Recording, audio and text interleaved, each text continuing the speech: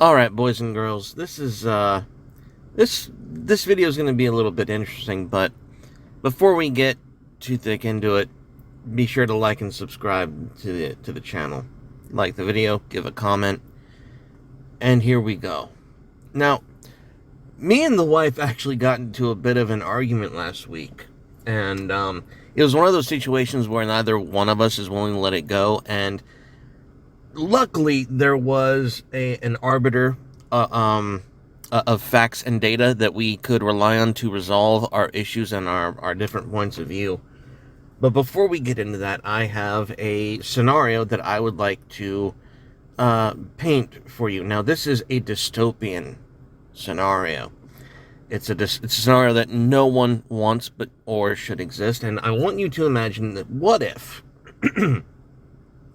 what if we lived in a world that was so bent backwards and rocked by the data that, women are in fact the number one cause of infanticide, of women are the number one cause of children being killed.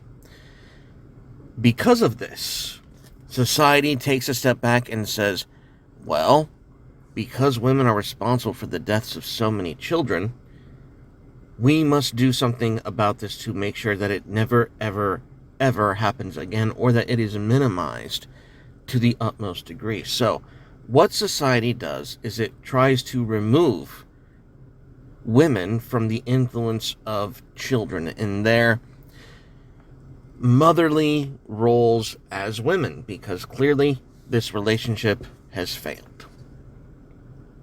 So our children will be raised in a communal environment, and they will be cared for by women in the same fashion, but women aren't allowed to do all the normal womanly things. They're not allowed to be attracted, not attracted, have affection for the child, show the child affection, hold the child in a certain way. They can rock the baby, but they can't, hold it too close. They can't cuddle with the baby. They can't sing the baby songs. They can't, because this attachment, it seems, would risk the child's life. So we can't risk a world where children are endangered in this way. Now, as most of you could imagine, that would be a horrible scenario and would lead to a host of dysfunctions. Now, the obvious cause of that dysfunction is that regardless of the fact that women do in fact, or they are in fact, the leading cause of infanticide, women are still the primary source of goodness in an infant's life. So cutting them out in such a manner would be both stupid and infantile. Now, as horrible as that scenario would be, what I don't think most women today realize is that men today have been removed from society in that exact same manner, because men have abused women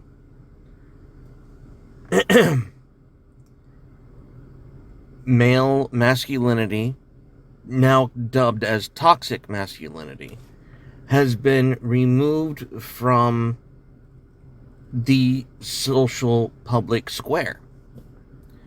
Men are no longer allowed to express their masculine sexuality in the social way in which women express their womanly sexuality with society and children.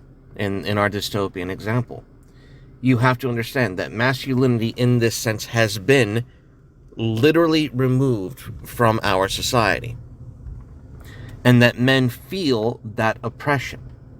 Men feel stifled. We feel choked. We feel hindered, and it's uncomfortable. It's grossly uncomfortable. And it's created a world where women have grown up without that male presence in society in general. That pervasiveness has been erased. That influence has been diluted to the point that it is almost nil in your experiences, and to a certain extent, even other men feel the loss of this influence. And women have been brainwashed into believing that this is generally a thing for their own good. And which brings me to the disagreement between my wife and I. Now, I don't remember the particulars of the disagreement, but we knew where we would find the answer.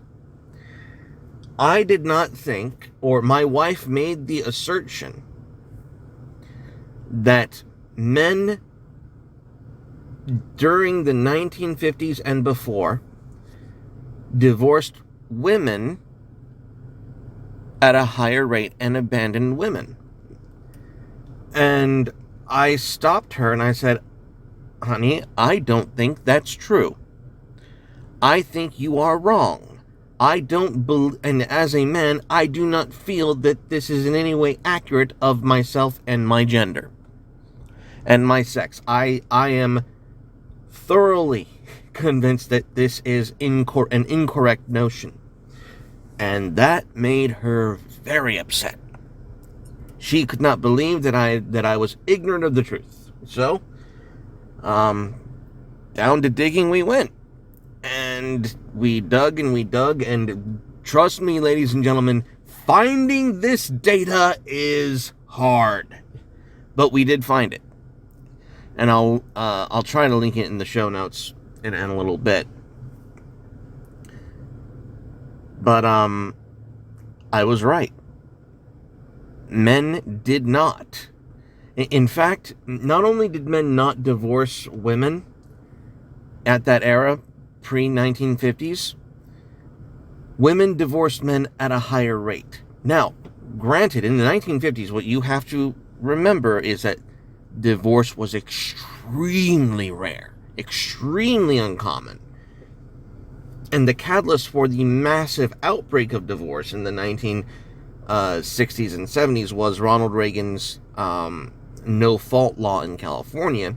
And the reason he did it was because he had been divorced by his ex, who had to lie to get her divorce from him. And that, threw his name into the mud and all that horribles, all that jazz. Which brings us to what we actually found.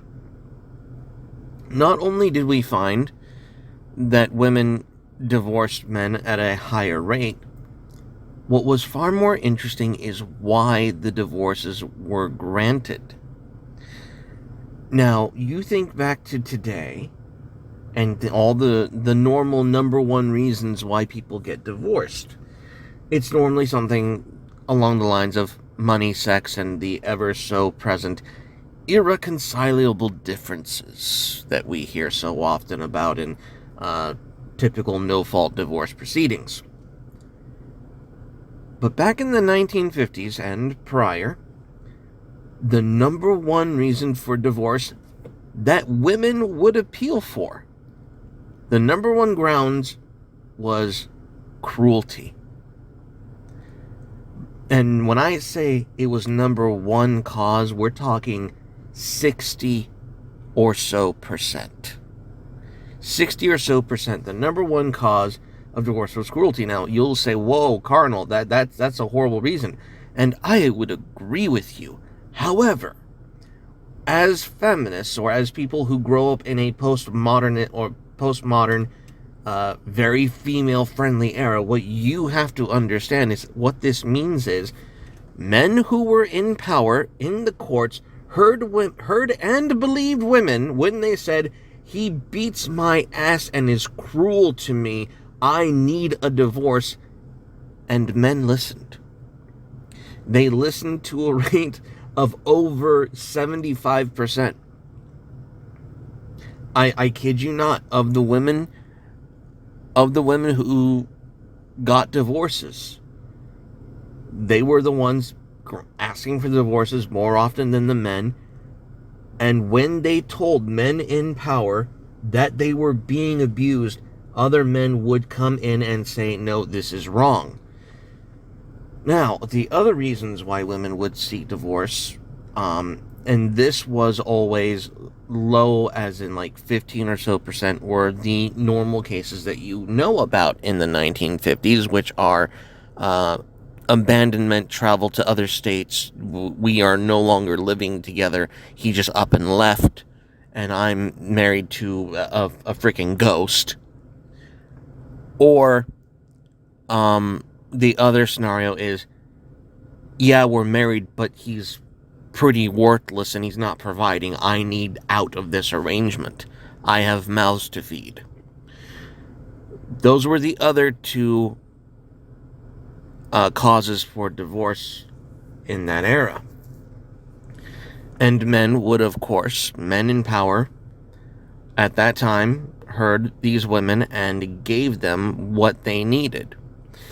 And this information, this perspective, this paradigm completely, my wife wasn't expecting it.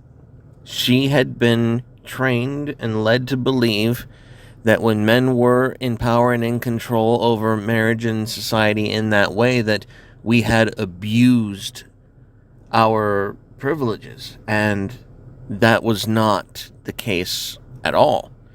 And women today need to understand that they are being raised in a paradigm where not only are men being lied on or lied to, but they are being raised in an environment where men are not allowed to be the masculine influences that they should. And my wife's experiences regarding this, the reason why she thought that all of the propaganda was true, is because and this is the point that you need to take home. The reason most women believe the propaganda is because in a system where male sexuality is rooted out of society, the predators reign. They run amok. And your experiences with other predatory men are more commonplace because real masculinity, that sexual charge that we all have to uphold and honor our society and our women, has been stifled. And as a man, it is suffocating. And this is just something that I needed, that I felt compelled to share with y'all, because I thought it was common knowledge. I thought that women actually knew what I know about being a man in society today. Silly me. Legitimately, silly me. I really thought that, this was not a secret. But here we are. So that's where I'm gonna leave it, guys. Please give a like, give a comment, and let me know what you guys think. Stay carnal and God bless everyone. Bye-bye.